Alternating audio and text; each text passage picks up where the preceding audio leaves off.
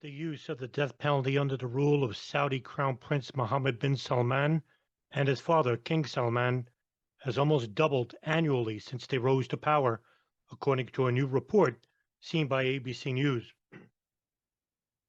The report published on Tuesday by the nonprofit European Saudi Organization for Human Rights and the anti-death penalty charity Reprieve, titled Bloodshed and Lies, Mohammed bin Salman's Kingdom of Executions, says that the average number of executions has risen 82% under their rule, even as the country has projected a modernizing image to the outside world. The number of executions annually has risen from an average of 70% between 2010 to 2014 to 129 per year since 2015, when the current king and crown prince came to power. Despite official claims that the death penalty does not apply to minors, at least 15 child defendants have been executed in the kingdom since 2010, according to the data published by the human rights groups.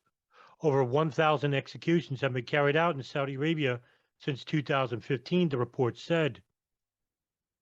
The report also looked into the increasing use of mass executions, such as the record number of 81 people executed on a single day in March of last year on a range of charges, including terrorism. The United Nations High Commission Council human rights groups condemned the mass executions, saying that the regime had implemented an extremely broad definition of terrorism that includes nonviolent acts. In a quote from Reprieve Director Maya Foya, quote, "The explosion in the number of executions in Saudi Arabia under Mohammed bin Salman is a crisis the international community cannot continue to ignore. Every data point in this report is a human life taken, and all while MBS lies to the world that has reformed the system to reduce the number of people executed.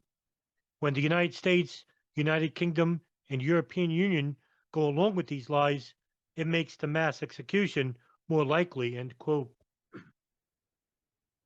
Human rights groups have long expressed concerns that the kingdom's human rights record have been overlooked by the international community in favor of geopolitical and economic interests.